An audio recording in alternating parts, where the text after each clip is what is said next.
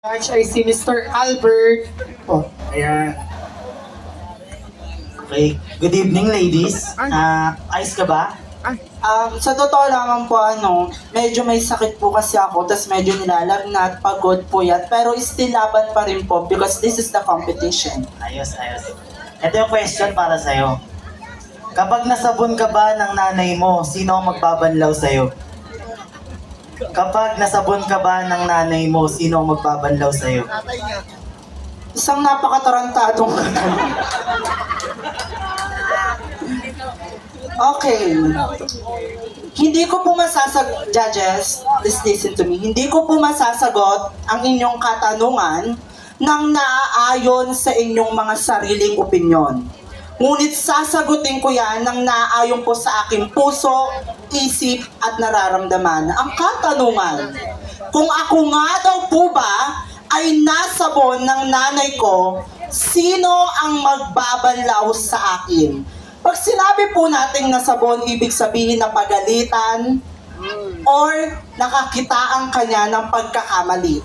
Ngunit sino nga daw po ba ang magbabanlaw nito? Then definitely, sarili ko. Dahil wala na pong ibang magbabanlaw dito, kundi sarili ko.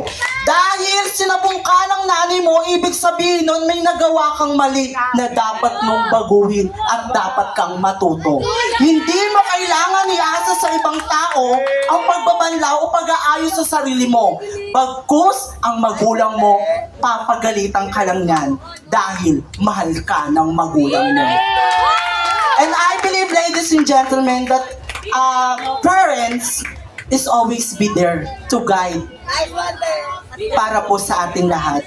Dahil naniniwala po ako na dito po sa mundo, ang ating mga magulang ang pinakamasarap na biyaya ng ating poong may kapal. Judges, that is my very simple answer. Correct me if I am wrong. Follow me if I am right. But this is my straightforward answer. But I will never ever bend my understanding for what is right, what is correct, and what is truly acceptable. Thank you so much. thank you so much. Candidate number 2, si Miss Aya. Tayo po.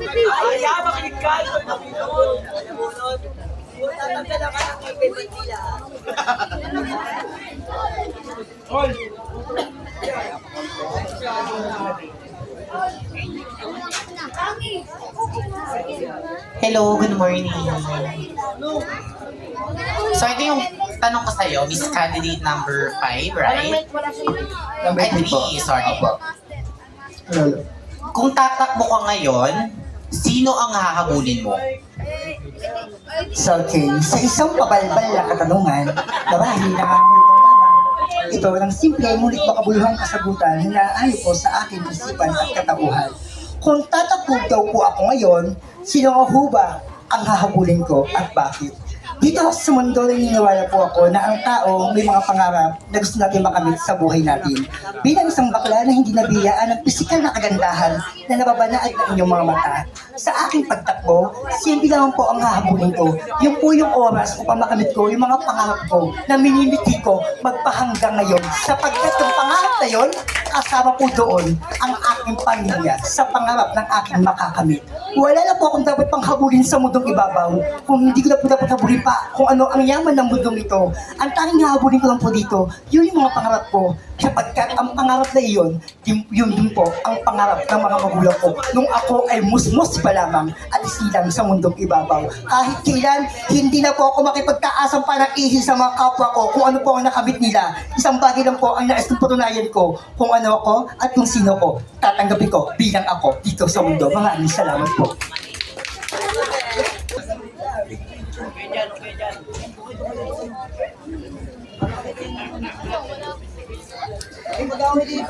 Ang judges po na nabunot ni candidate number 4 ay si Mr. JM po. Hi, Miss Kuya. JM po, sorry. Hi, Kuya. Hi, Kuya. Okay, good evening. My question is, My answer is, okay, sabi nila, family is love. Bakit sa bisita lang pinapagamit ang mga bagong baso at pinggan? Uulitin ko, sabi nila, family is love. Bakit sa bisita lang pinapagamit ang mga bagong baso at pinggan? Okay. Hindi man po ako kasing galing ni Numan, hindi rin po ako kasing talino ni Numan. Ngunit sasagutin ko po iyan sa lawak po ng aking kaalaman. Kung sinasabi daw po ba nila na family is love, bakit sa bisita lamang daw po pinapagamit ang bagong pinggan? Isa lamang po yun. Hindi na po ako sasagot ng pagkahaba-haba at diretso ko na po sa punto. Isa lamang po. Para sa mga bisita sa ating mga bahay, ang mga plato at pinggan na bago sa ating mga tahanan ay karapat-dapat po sa kanila. Dahil naniniwala po ang ating mga magulang o kamag-anak na ang plato at pinggan na bago ay para sa mga bisita dahil alam nila na ma-actiming sila mga bisita o hindi man para mapakain nila na maayos at masabing malinis ang iyong tahanan na iyong binibisita. Palagi po natin pakakatandaan kung bago man po ang pinggan, ibigay po natin sa ating mga bisita. At handaan po natin sila ng masarap na pagkain upang sa gayon sila po ay mabusog sa pagmamahal ng kanilang binisita. Maraming salamat po. Thank you. Candidate number 4, Miss Angel Pac. Miss Angel Paxing Jr. III. Please step forward. Candidate number 5, Miss Barbingot Fortes.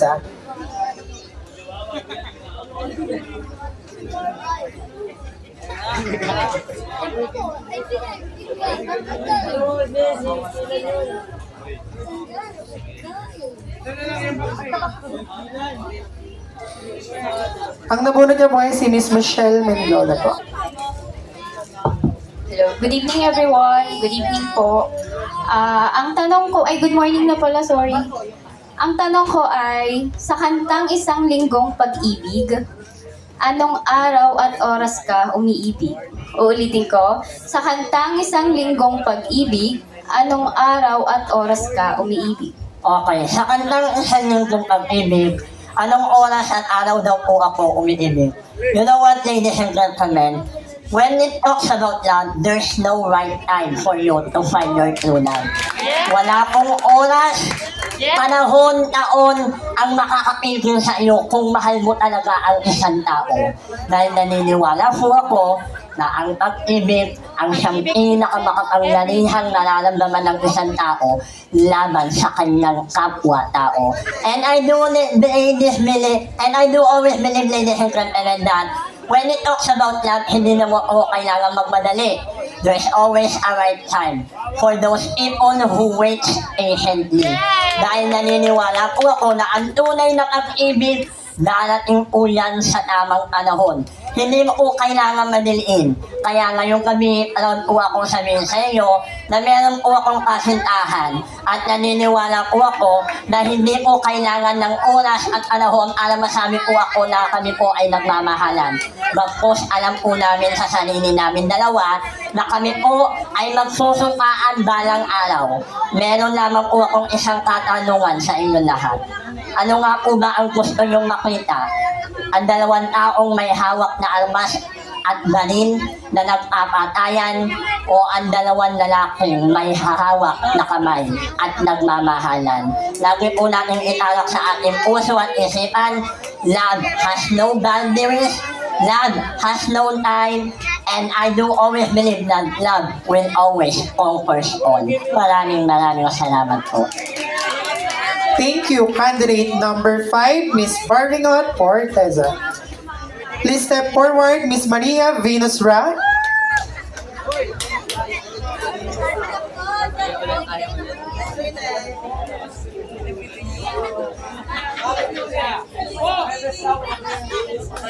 Ang nabunot niya po ay si Miss Aya.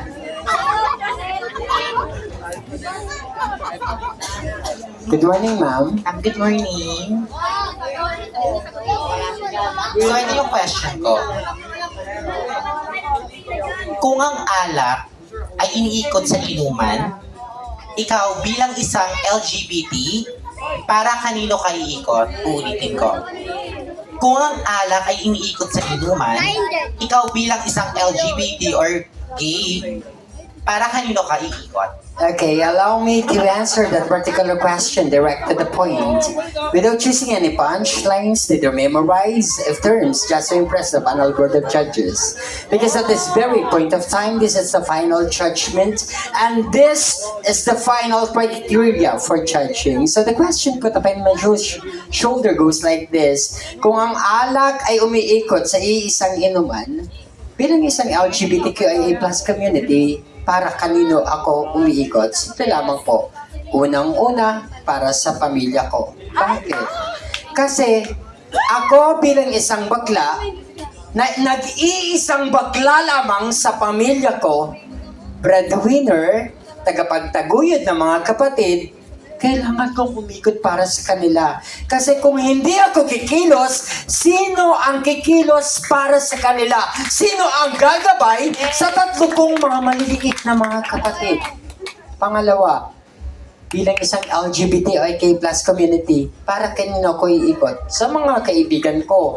Kasi kung hindi para sa kanila, wala ako rito ngayon.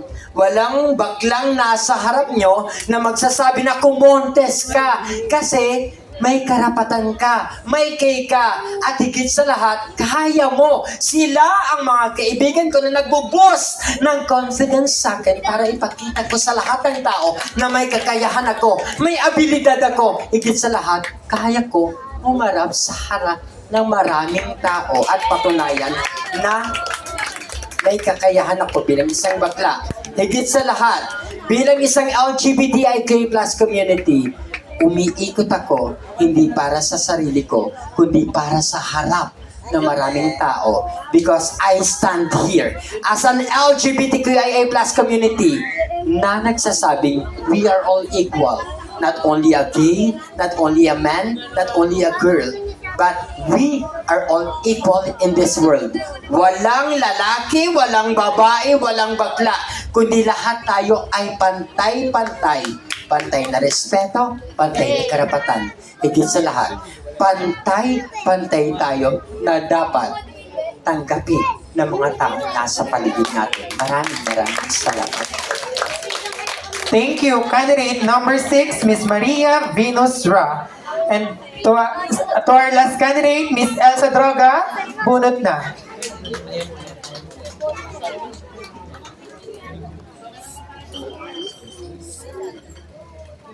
Ang nabunot niyang judge ay si Miss Michelle Mendiola.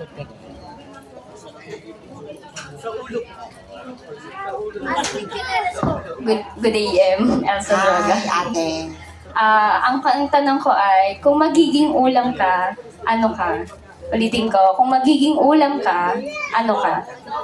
Kung At magiging, bakit? Okay.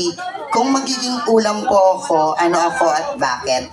Alam niyo po, sa tanang buhay po natin, lahat tayo, pinapangarap natin na maging masarap na ulam sa pagkainan para mapusog ang ating tiyan. Pero for me, tinanong niyo po ako kung anong klaseng ulam. Simple lamang po. Hindi ko po hanga din yung mga mamahaling ulam, yung mga sosyal na ulam, mas pipiliin ko pong maging isang asin.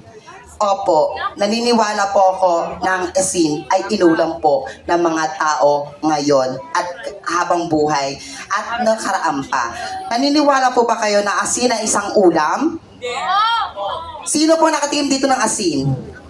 Ang asin po ay isang ulam na kung saan nagpapaalala po ng tunay na pagmamahala ng isang pamilya na kahit wala kang pera, magtutod ka ng asin, ilagay mo sa kanin, matatanggal ang gutom sa ating pamilya.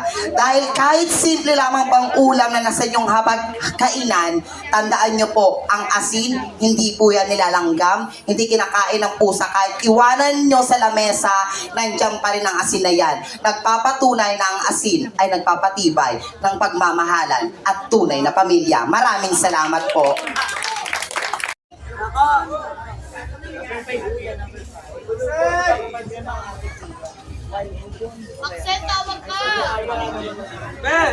Ayan. Once again, Madam Michelle. Ikaw po talaga ang paborito ng aking kapalaran.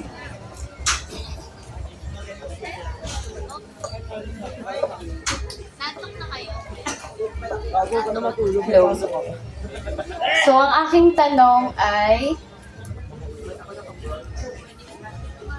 ano ang isang bagay na natutunan mo sa buhay sa nagdaang panahon na pwede mong ibahagi sa ibang tao?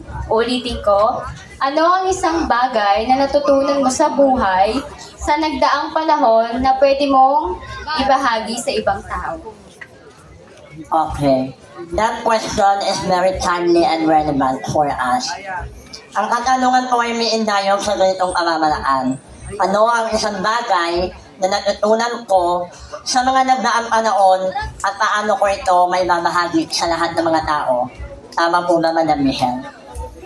Naniniwala po ako in my 25 years of existence, hindi ko po naranasan ang magkaroon ng isang kompletong pag-aaral. Kung hindi nyo po natatanong, undergraduate po ako.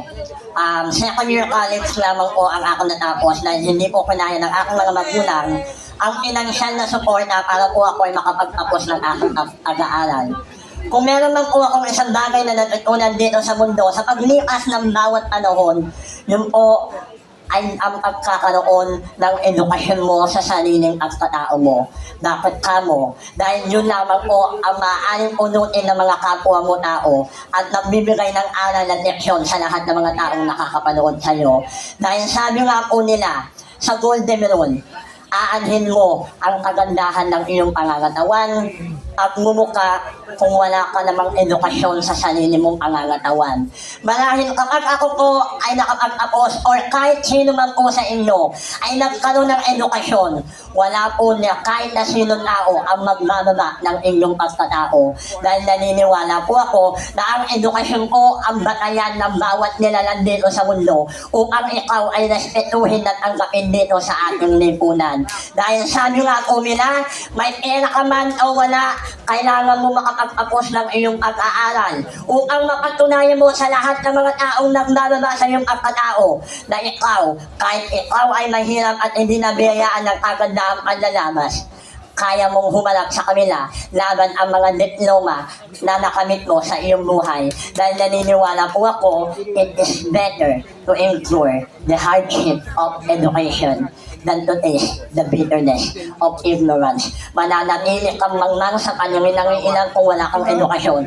Ngunit kung meron ka nito, para kang uminom ng kubra. Pag meron ka nito, wala kang talo. Maraming salamat po. Thank you. Candidate number 5, Miss Barbingot for TESA. Okay, please step forward. Miss Candidate number 6, Miss Venus Ra. Magkaan ka pala? Siyempre Upo ka po. na. Ay, sorry. Upo ka na, gaga. Walang bigatan. Ganyan pala yun ng pagkaano. Isang karangalan po para sa akin na makadaupang palad kayo, Judge Sir Albert. Magandang umaga po. Ang linaw, di ba?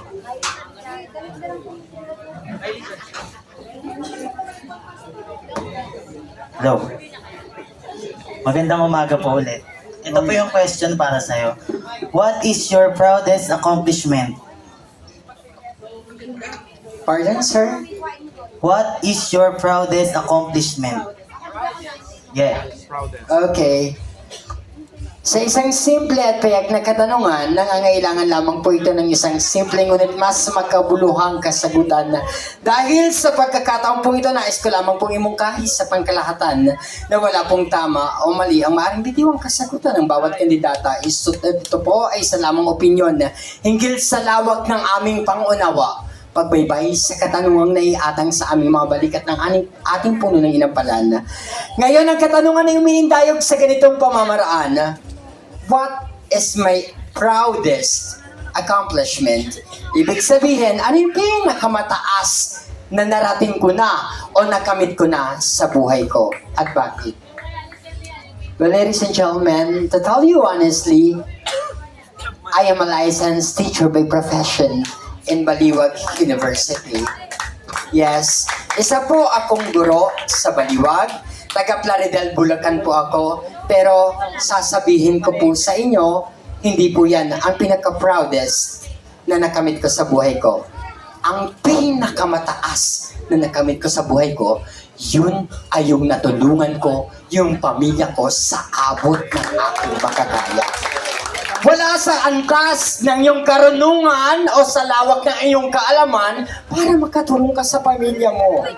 Hanggat kaya mo, hanggat gumagawa ka ng paraan, hanggat naikikilos mo ang katawan mo, tandaan mo, yun ang matatawag natin pinakamataas na antas na pagkilos na ginawa mo sa buhay. At yun ang may pagmamalaki mo sa lahat ng maraming tao.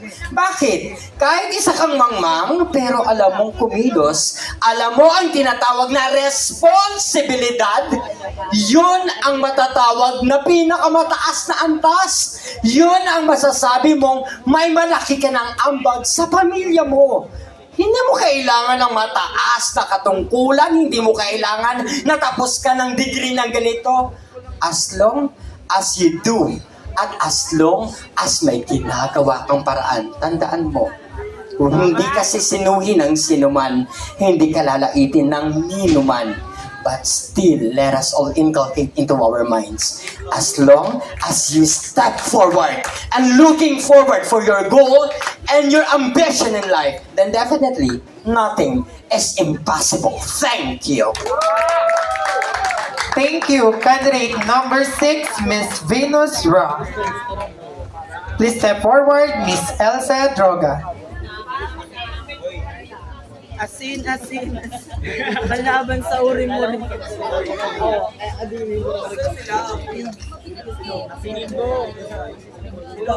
Pia, tawag ka. Ulamin ko niya. Miss Aya po. Miss Aya. Bunot ka na naman. Ay, si Ate again. Okay na siya.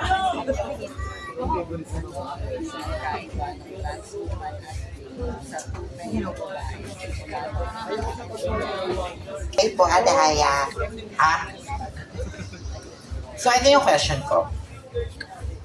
Ano ang pinagkaiba ng trans woman at gay sa tunay na babae simula noong sila ay pinanganak? Ulitin ko. Ano ang pagkakaiba ng trans woman at gay sa tunay na babae simula noong sila ay pinanganak? Para po sa akin, siguro, ako kasi as gay, I'm a gay eh. Pinanganak po akong gay, so alam ko sa sarili ko na bakla ako, pero hindi ako trans woman. So, ibig sabihin, ang tanong is kung ano ang pinagkaiba ng trans woman sa gay. For me, wala pong, tama po ba? Hindi po, ang trans woman at ng gay. Sa babae. Ulitin ko. Sorry po. Yan ka na naman. So, ito yung ulat. Ano ang pinagkaiba ng trans woman at gay sa tunay na babae simula noong sila ay ipinanganak? Okay po. Sorry. Ano ang pinagkaiba ng trans woman at gay sa tunay na babae? For me, ako po, pinanganak kong bakla as a gay, pero hindi ako trans woman. Inulit ko po.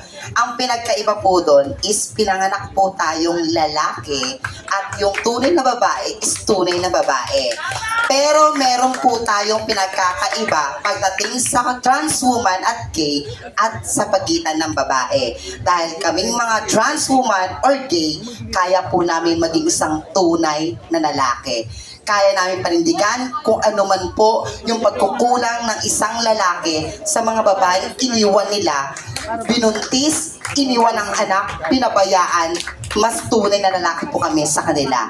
At ang pagkinagkaiba po ng babae sa aming mga kabaklaan, kaya din po namin maging tunay na babae na kung saan kaya po namin mag-ampon, mag-alaga ng mga batang hindi namin kaano-ano para matunghayan nila at maramdaman nila ang tunay na pagmamahal namin mga kabaklaan. So sa lahat ng mga taong nandito, kung ano man po yung pagkakaiba namin, wala po. Mas lamang po kami sa mga kababaihan at mga kalalakihan.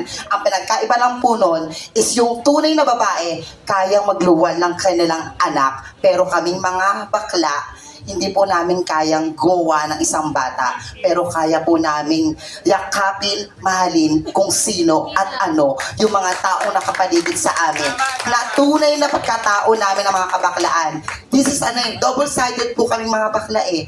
Maging lalaki man kami, maging babae man kami, pero lahat tayo pantay-pantay. Kahit anuman po yung mga kaya nyong gawin, mas kaya po namin gawin. Dahil hindi po kami bakla lang. Dahil kami po ay isang tao na nilikha ng Diyos para magmahal ng kapwa at magpasaya ng maraming tao. Maraming salamat po. Thank you. Candidate number 7, Miss Elsa Droga. Yan ang gaganda ng mga kasagutan ng ating mga kandidato. Lalo na yung asin. Pinuhusan ka ng asin. Eme. Sabi tayo.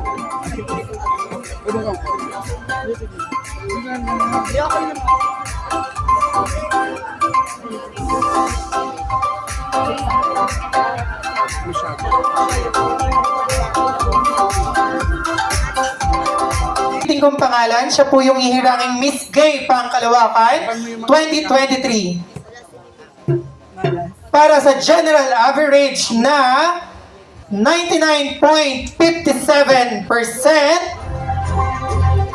ang Miss Gay Pangkalawakan 2023 ay si candidate number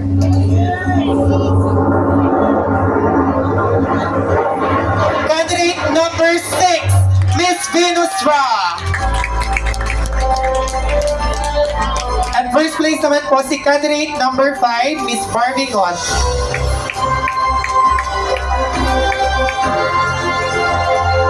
Iyak daw yung jowa para kumis ulit.